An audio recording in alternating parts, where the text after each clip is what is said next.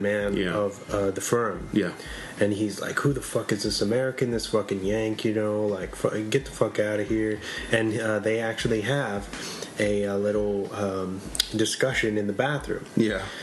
Bolivar pulls Matt aside and he goes, hey, they're just being nice to you. Don't think that this is permanent. Yeah. Because you're an outsider. You're never going to be welcome. Yeah, we don't like you. Yeah. And classic foreigner move. What else? That moves us into.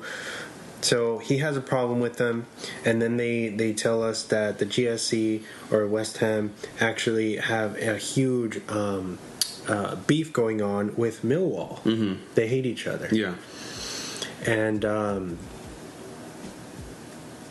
basically that ties into what happens later, where you find out that Steve, yeah, who is the brother of Pete, and he used to be the major for GSE. Yeah. Back in the 10 years ago from that time, which they don't tell about halfway in the movie. Yeah. Which is interesting. And then they lay some exposition sorry, down, where you find out that that Steve, or the major, actually left the firm because he I guess organized the rumble with the Millwall firm, who are enemies. They're enemies now, right? Mm-hmm. And he had organized years ago a rumble because of something that happened. They had their team had lost, mm-hmm. and they're kind of egged on. So they got disrespected, and they basically said, fuck that, we're gonna beat these guys' ass. Mm-hmm. Well, our team can't beat them, so we're gonna beat their firm's ass. Uh-huh. And that happens, and the major of Millwall. Mm-hmm. Tommy Hatcher. Yeah, he has his son with him during the rumble. Yeah, and there's he's a 12-year-old kid. There's this accident. Yeah, he gets knocked down, and then he gets basically crushed to death during a fight. Yeah. During that fight, mm-hmm. and the major of the GSE, or Steve, witnessed the whole thing, and after that happened, he walked away from the position and from the firm, mm-hmm. and dedicated his life to just being a family man. Yeah, because that's when he meets the sister. The sister, yeah. Matt's sister. Matt's sister, and he starts a family with her, and he promises that he'll never go back to that. He's left a life. Yeah. Yep, and hooliganism is what they refer to it. Yeah, and so that happened, and then you get that huge story. You get that story from Pete telling Matt basically what happened all that time ago, and you really do see the hatred between these two teams, or these two firms. Mm-hmm. And what else? I'm missing something that happens after that. There is an issue with Bolivar goes down to the what's it called, Millwall area. Oh yeah, that's right. And he's eating alone because mm-hmm. he feels kind of almost betrayed. Because he's really upset that Pete's become so fond of Matt, who's an outsider. It's almost like he's not the best friend anymore. Yeah. And he doesn't know how to deal with it. So he goes down to Millwall to get some food alone, mm-hmm. and he runs into Tommy Hatcher and the Millwall firm. Yeah. And words are exchanged. Yeah. And shit gets heavy. Yes, it does. Later on, moving on to the next plot point. Mm-hmm. Matt's dad. Oh yeah, he shows up. Comes down, mm-hmm. and he's I guess scared because the sister had been saying, "Oh, he's running with this gang," and they actually believe that he was a drug dealer. They don't believe that he was innocent. Because he even asked them. He's like, if you weren't at fault, why didn't you fight this? Why didn't you come to me? And he's like, I didn't stand a chance against this guy. He comes for money, basically. And he calls out his dad saying, "You don't even know me. yeah, If you knew who the kind of person that I really was, you would have never thought that I would be capable. yeah, like why would you doing question this. my character?" Yeah. And so basically he says, "Oh, I got this meeting with the London Times. Come with me." Yeah, and I want you to come with me to go, just meet this guy." Because a big thing we forgot is Matt was at Harvard studying to be a journalist. Yes. But he tells Pete's character that he was a history major. Mm-hmm. So then there's that big thing because I guess in London and with the hooligans, they hate journalists and the news and any kind of broadcasting companies. Yeah. Because I guess over there they're the most with the cameras. Oh, the most surveillanced country in the world. Yeah, exactly. There's cameras every corner of every street. Which plays, well, you can tell that they're not fond of that. Yeah. Or, of outsiders kind of commenting on their lifestyle. Mm-hmm. And so one of the hooligans are riding by on their bike, and they see Matt and his dad walk into the Times, and they call Baver, and they tell him, "Hey, our buddy's down here, and I think he's talking to the media. Yeah, I think he's a journalist. I think he's on the inside. I think he's got on the inside, and he's trying to learn about our stuff." Yeah, and so Baver's like, obviously he jumps on that because it's the opportunity to get rid of this kid. Yeah, and that's exactly what he tries to do. He goes to Pete's apartment, flat, and tells him, "Hey, your friend, he sucks. He's a journo. He's a journo. That's the slang, the mythology. Yeah, the slang term." Yeah, and he basically says, "Oh, fuck off. That shit's not true." And he's like, "You're just mad." And he's like, "No, I fucking saw him.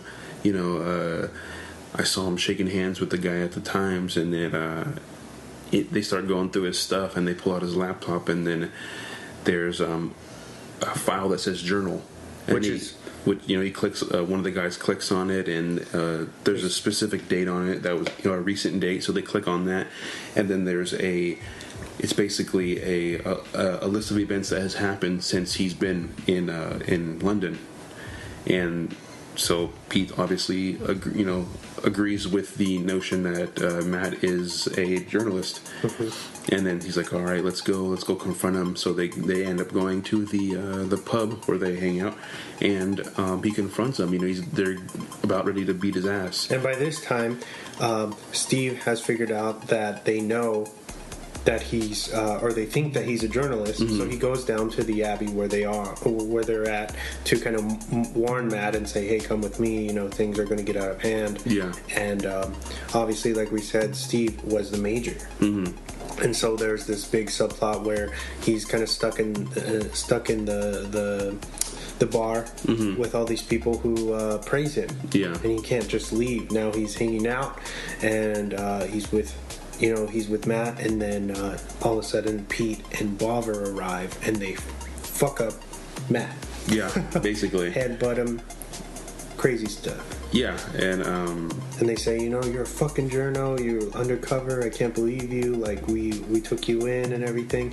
And Matt's like, what the fuck are you even talking about? Yeah. And they're like, they saw you at the time. And he's like, I was with my dad. And then he's like, he's a journalist. And he looks at Pete and he says, you knew that. Yeah. You knew he was a journalist.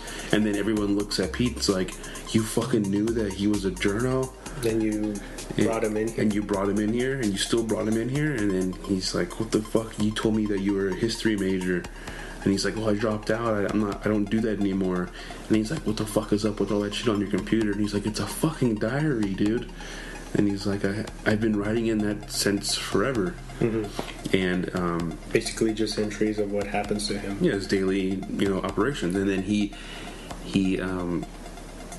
what's it called? Baver's about to hit him again, mm-hmm. and then Pete knocks him down and says, we don't hit people when they're on the ground. And then Bobber gets really pissed because he ends up hitting his head and he's bleeding. And then he's like, "You'll take this fucking Yank side and you won't take mine. Your own fucking, your own brother, basically." And he betrays the firm. He becomes a fucking Judas. He goes over to Tommy Hatcher in the opposing firm of Millwall. Yeah. And says, "Hey, Steve, aka the Major, is back." And he's at the pub. Mm-hmm. And then they're like, "Oh shit, all right." And then so they get everyone together. They come down and they march on over to the pub and they fucking crack a bottle over Bobber. Yeah, because Bobber's like, "Okay, no, this is how it has to go down. I don't want to be a part of it." And then they fucking crack a bottle over his head and he gets knocked out. And they say, "Fuck you. This is how we're doing it." And they basically loot the pub. Yeah, they burn it. They try to burn it down. And in the process, Steve runs into Tommy, and he tells him, "I'm sorry for what happened. That wasn't my intention. This wasn't my idea." He's like, let's talk about this. And Tommy breaks a bottle and stabs him in the neck, basically, and you see the blood, gushing out of his neck, and he falls to the ground. And it's basically because Tommy believes that he has a debt that's owed to him. That's for his son's untimely passing. Yeah. And he holds this grudge, and he wants someone to die. One of the brothers. Mm-hmm. So he stabs him in the neck and leaves. Mm-hmm. And that sets up the... And he basically says, he's like, if you die tonight, then we'll call it even. Mm-hmm. And then they say, "Okay, boys, it's time to go. Let's leave. Our job's done." And they take off. And they take Steve to the hospital. And you find out that he's going to pull through. Yeah. He's okay. He'll be okay. And the sister or his Steve's wife says, "I can't do it. Basically, I'm leaving you. Yeah. For this happening. It's not safe for us around here, and we're done." You made a promise, basically, and she said that if he went back to this, he would, they would leave him. Which is pretty sad because he was just going down to talk to Matt. Yeah. And to stop things. He was kind of in the wrong place the whole time. From escalating, and then because of good old Bobber. Yeah. Things escalated. Yeah. He Pete basically finds out what happened. He knows what happened, and then Bobber tries to, reason with him. He's like, "I'm sorry, I fucked up. If you want me to go kill Tommy, I'll go kill him right now." He said, "Get away from me." He's like, "You're dead to me, basically, like, you're out of the firm, leave." And so he takes off, and he gets drunk and passes out on a bench.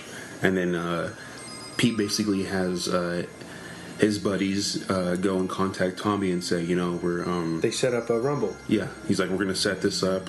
This is going to be the fight to end all fights, to end it, basically. To squash this beef that we have." And so they basically set it up. And Pete and Matt go back to his sister's house, and they find out that she's packing everything. And, they find out that she's gonna leave, and then so Pete says, "You should leave too, Matt. This isn't your home." And then he's like, "Oh no, this is my place. I finally feel like I belong here now." And he kind of says, "No, you don't belong here. This is never your home. You're just here." And it was kind of to detract him from going to the fight. To get hurt, basically. He doesn't honestly, because he knows that some people are probably going to die. Yeah, because this is going to be a big fight. And he cares about him that much that he wanted him to stay out of it. Mm-hmm. And so, of course, Matt feels kind of let down, and he's about to go back to leave with his sister back to the U.S. Yeah, they're going to Boston. And then at the last minute, he dips out and he goes to the fight. Yeah, he meets up with the group as they're walking to the wharf, and they meet up right there, and they're kind of each firm is staring at each other, getting ready to hyping each other up, basically. Mm-hmm. And they all charge, which is a crazy scene to see. You see just everybody, it's a classic, battle scene, I guess you would say.